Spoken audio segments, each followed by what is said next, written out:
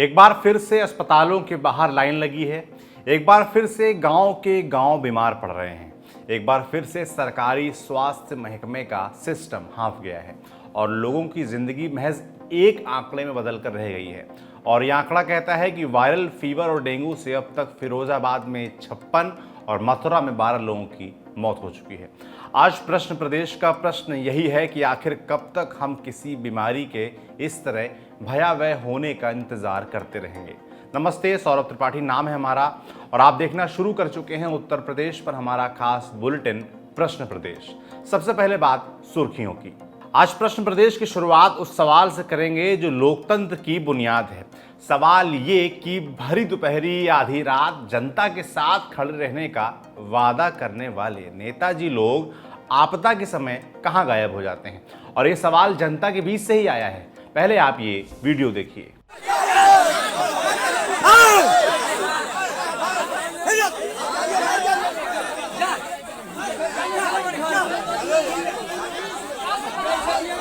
हुआ यूं कि बांसगांव से लोकसभा सांसद कमलेश पासवान बाढ़ प्रभावित इलाकों के दौरे पर निकले थे। इसी दौरान लोगों ने उन्हें घेर लिया और पूछना शुरू कर दिया कि कोरोना संक्रमण से लेकर अब बांध टूटने के बाद तक इतने दिनों से कहां गायब थे। मौके पर मौजूद जिलाधिकारी विजय किरण आनंद ने किसी तरह गांव वालों को समझा बुझाकर शांत करवाया, जिसके बाद सांसद कमलेश पासवान वहां से निकल सके। दूसरी सुर्खी लखनऊ से आई। बसपा सुप्रीमो और पूर्व मुख्यमंत्री मायावती ने आज पार्टी के प्रबुद्ध सम्मेलन के समापन कार्यक्रम को संबोधित किया। अपने संबोधन में मायावती ने बीजेपी पर निशाना साधते हुए कहा कि वोट लेते समय वादा किया था कि किसानों की आय दोगुनी कर देंगे, लेकिन ऐसा हुआ नहीं। उन्होंने कहा कि अगर राज्य में बीएसपी की सरकार बनी तो नए कृषि कानून लागू नहीं होने देंगे।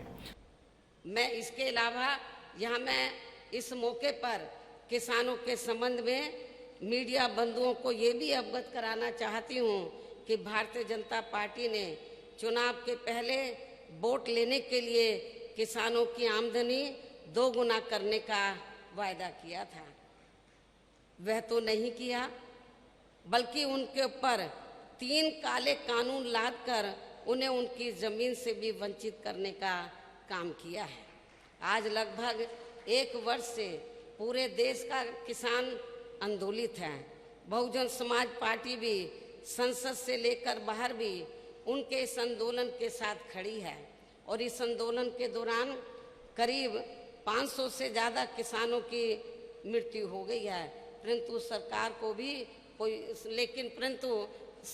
को कोई फर्क नहीं पड़ रहा है, बल्कि अभी हाल ही में हरियाणा सरकार द्वारा ये आदेश दिया गया कि इन आंदोलनकारियों के सर लाठी से फोड़ दो, जिसके बाद वहाँ के डीएम ने किसानों के सर पर लाठियाँ बरसाई, जिससे एक किसान की मृत्यु भी हो गई और फिर वहाँ के सीएम ने इस कार्यों को सही ठहराया।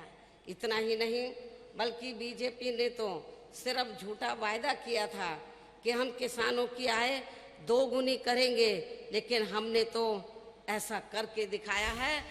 अपने पिछले कार्यक्रम में स्मारक और मूर्तियां बनवाने को लेकर अक्सर विपक्षी दलों के निशाने पर रहने वाली मायावती ने कहा कि जब हमारी सरकार थी तो हमने महापुरुषों के लिए कई स्मारक बनाए। अब हमें कुछ भी ऐसा नहीं करना है, क्योंकि हमने इस पर पहले ही काम किया है।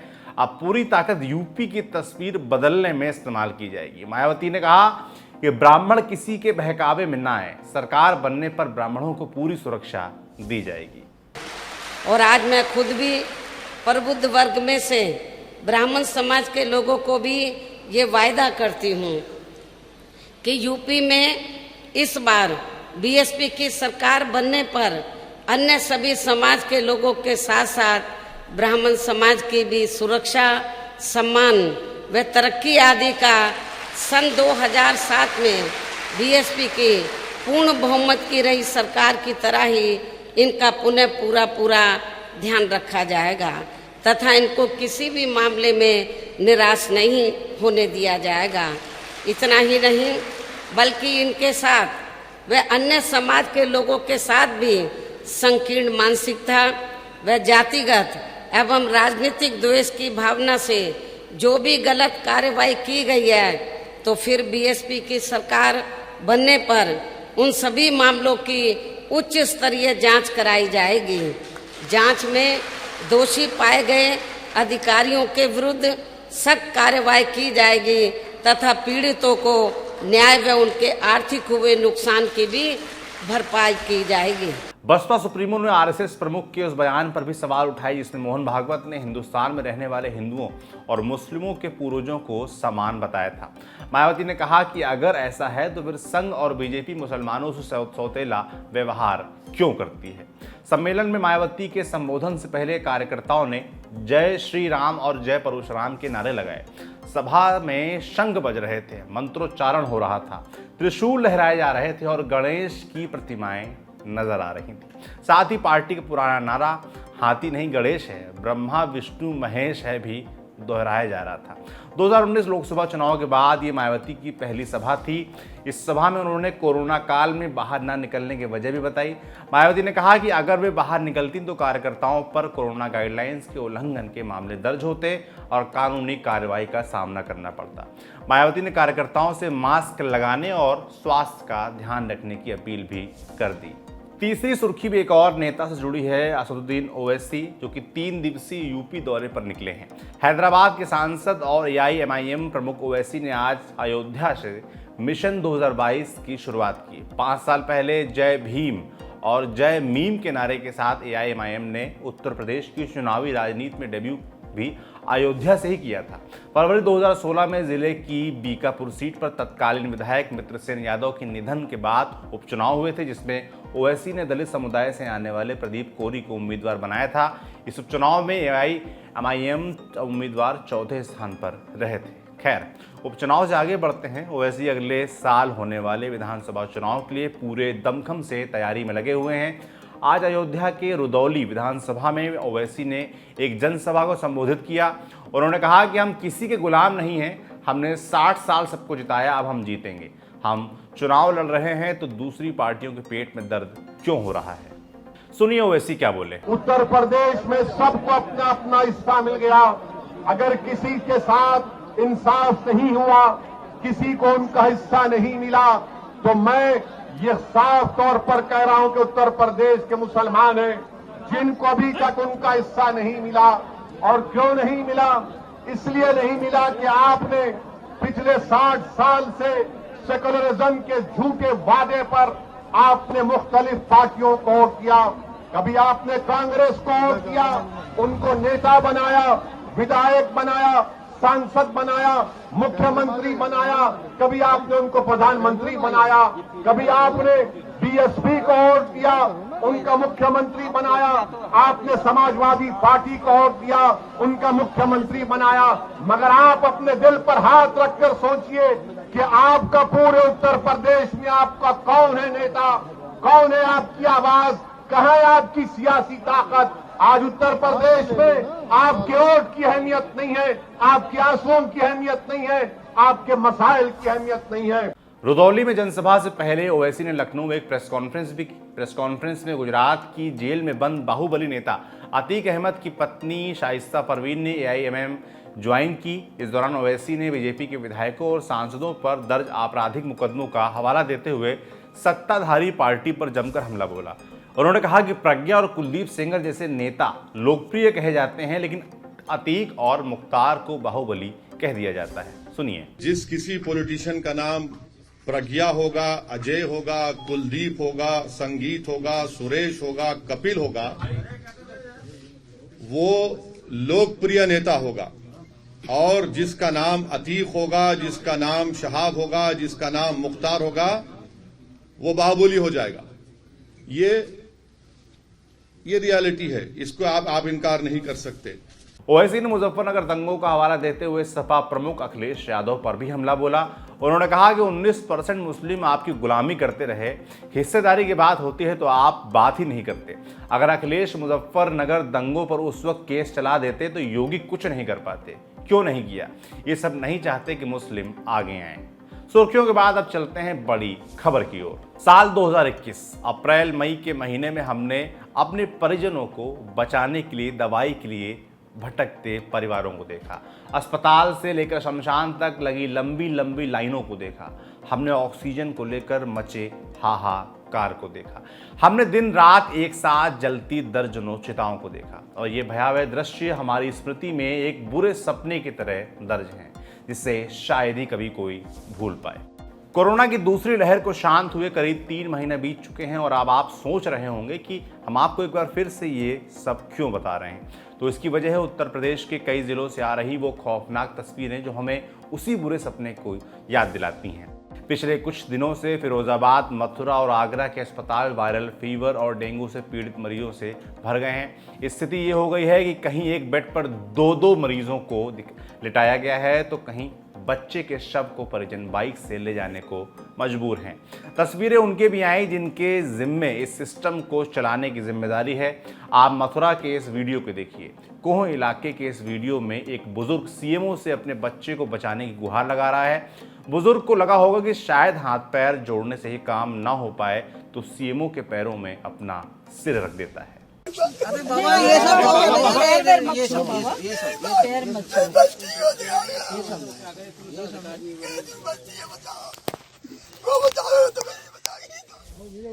एक वीडियो फिरोजाबाद से विधायक मनीष असीजा का भी आया जिसमें जब एक पिता अपने बीमार बेटे के इलाज में हो रही दिक्कतों को विधायक के सामने रखता है तो विधायक जी कहते हैं इस तरीके से बात करोगे तो नुकसान हो जाएगा।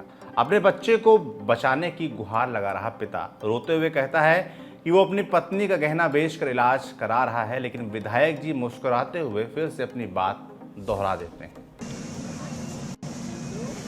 इस तरह बात करोगे तो नुकसान। हम इंडियन रियल के पूरा सामने मेरे बच्चे की 35,000 प्लेट बची थी। 2 प्लेट इनने 3 मांगी, मैंने 2 भी दे दी। मेरे पास व्यवस्था नहीं है। 65 है। अब बुखार से जूझ रहे जिलों में सबसे बुरा हाल फिरोजाबाद का है, जहां अब तक 54 लोगों की मौत वायरल फीवर और डेंगू की वजह से हो चुकी है।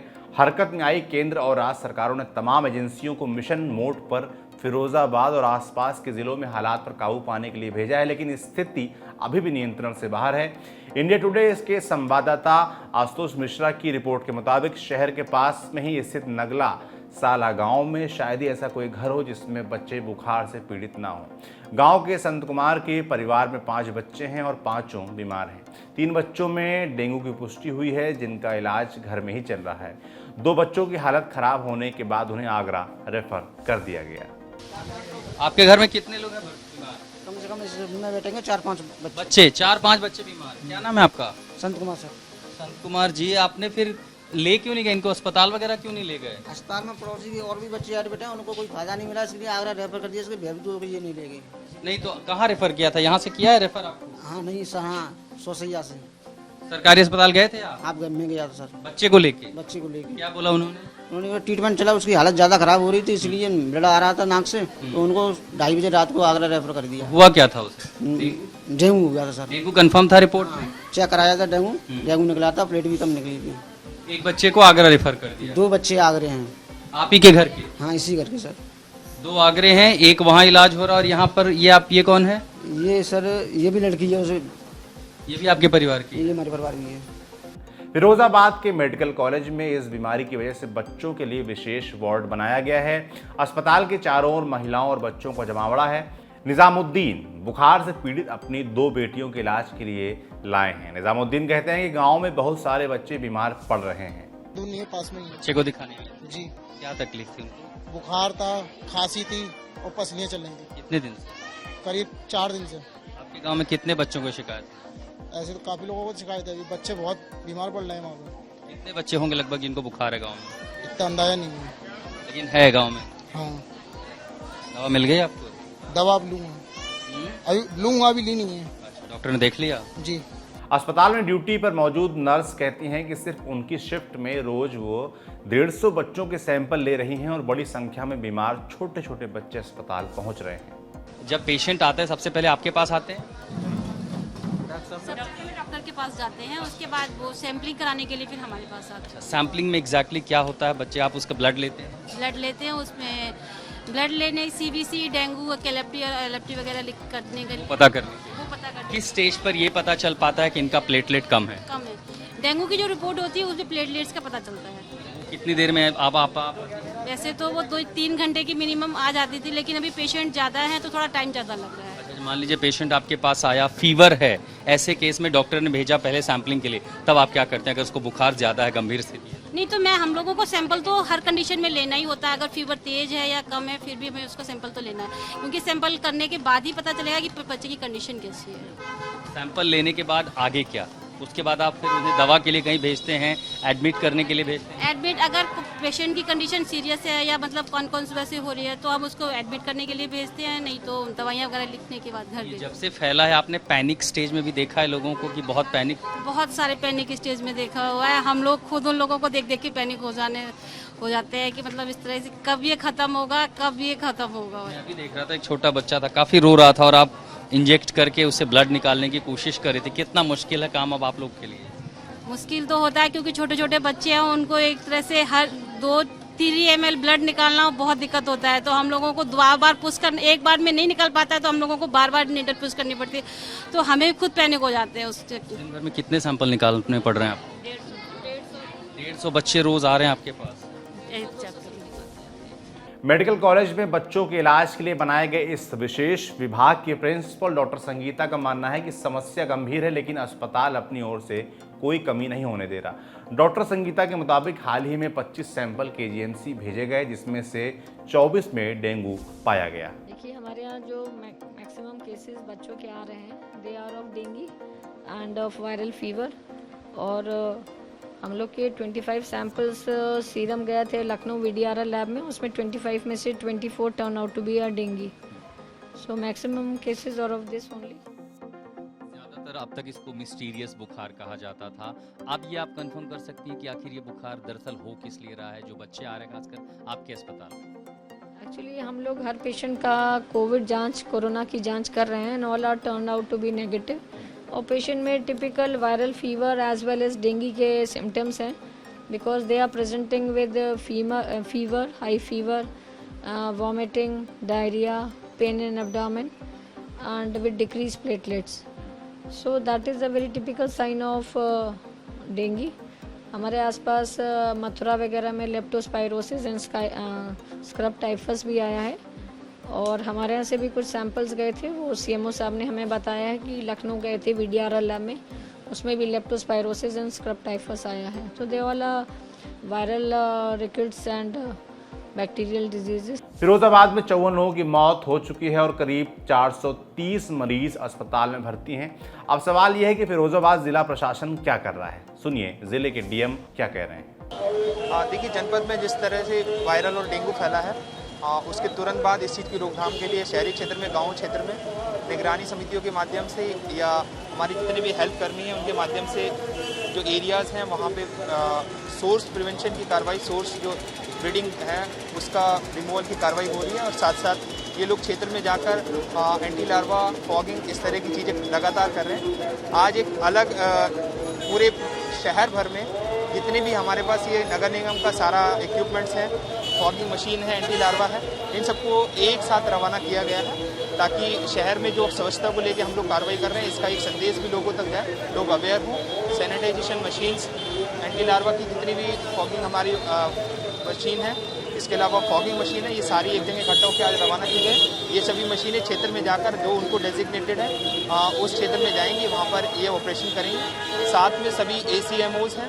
और उनके साथ में आशा, आंगनवाड़ी, ये लोग हैं, ये भी अपने अपने क्षेत्र में जाकर जन जागरूकता का कार्यक्रम और साथ साथ हाउस टू हाउस सर्विस में करना है, और घरों के अंदर जो ब्रीडिंग पॉइंट्स हैं उनको हटाने की कार्रवाई इनके द्वारा की जाएगी। तो 54 लोगों की मौत के बाद जिला प्रशासन नींद से जागा है। अब जागरूकता अभियान चलाया जा रहा है, साफ सफाई कराई जा रही है, एंटी लार्वा का छिड़काव शुरू किया जा रहा है, स्वास्थ्य कर्मियों की टीम गांवों का दौरा कर रही है। लेकिन प्रश्न अब भी बरकरार है कि क्या ये सब पहले नहीं किया जा सकता था? कोरोना की पहली और दूसरी लहर से हमने क्या सीखा? हम कब तक किसी बीमारी की आपदा बनने का इंतजार करते रहेंगे? आखिर कब हमारा स्वास्थ्य तंत्र इतना मजबूत हो सकेगा कि लोगों को इलाज के लिए रोना, गिड़गिड़ाना नहीं पड़ेगा, भटकना नहीं पड़ेगा? आखिर कब राजनीतिक दल वोट मांगने के लिए पढ़ाई और दवाई को मुद्दा बनाएंगे? इन प्रश्नों पर आपकी जो राय हो वो हमें कमेंट बॉक्स में लिखकर ज़रूर बताएं। साथ ही अगर आपके भी कुछ प्रश्न हों जो आप चाहते हैं कि प्रश्न प्रदेश में पूछा जाए तो आप हमें बता सकते हैं। प्रश्न प्रदेश में आज इतना ही, लेकिन चलने से पहले एक ज़रूरी सूचना। जैसा कि आप जानते ही हैं कि हमारी एक टीम यूपी की यात्रा पर है। हमारे संपादक सौरभ द्विवेदी हर जिले में जाकर पूछ रहे हैं क्या हाल है यूपी। इस यात्रा के दौरान हमारी टीम ने हापुड़ विधानसभा के धनौरा गांव में राशन की दुकान पर जो देखा वो आपको दिखाते हैं। ठीक बात है। ये इनके झोले तो तैयार हो गए हैं। ये कितना है? 6 किलो गेहूं और 4 किलो चावल। ये 1 महीने का राशन है। इतने में काम चल जाता है आपका? काम चला नहीं चलता? नहीं चलता। एक महीने में 2 बार मिल रहा है मोदी जी की तरफ से।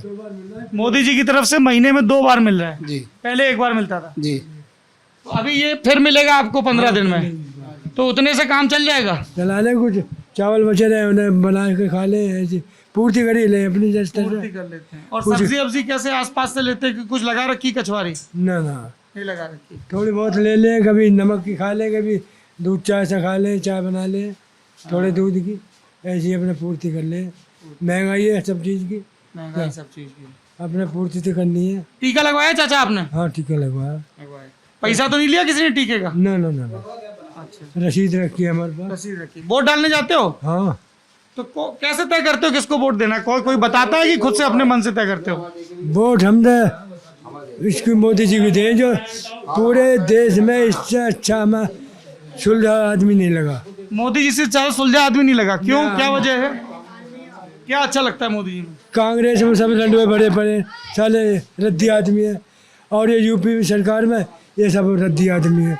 इससे तो कांग्रेस में रद्दी आदमी और यूपी सरकार में रद्दी आदमी है। तो ठीक आदमी कौन है? मोदी की सरकार बढ़िया लगी मुझे। मोदी से। और योगी आदित्यनाथ की सरकार? मोदी जी में क्या आएंगे बेबी? हाँ बेबी तो मोदी जी में आएंगे। अच्छा, वो आपको अनाज दे रहे हैं इसलिए या और भी कोई वजह है? ना ना ना, अनाज की वजह से? अनाज की नहीं। हाँ, सब काम सही कर रहे हैं। और क्या काम सही किए? सारे काम सही कर रहे हैं। जैसे? अब क्या क्या बताऊं, मेरे तो याद भी ना इतने नहीं सारे। हम तो समझना चाह रहे हैं कि आपको क्या क्या जानकारी है। मुझे तो ये सही सलामत अपना टाइम कट रहा है। सही टाइम कट रहा है। कोई परेशानी नहीं, कोई दंगा फसाद नहीं, कुछ नहीं। दंगा फसाद नहीं? नहीं कुछ। अच्छा, पहले जैसे अखिलेश यादव की सरकार थी वो कैसी थी? उसके ज़माने में भी ठीक ही हुआ, अब उससे बेहतर ही हुआ।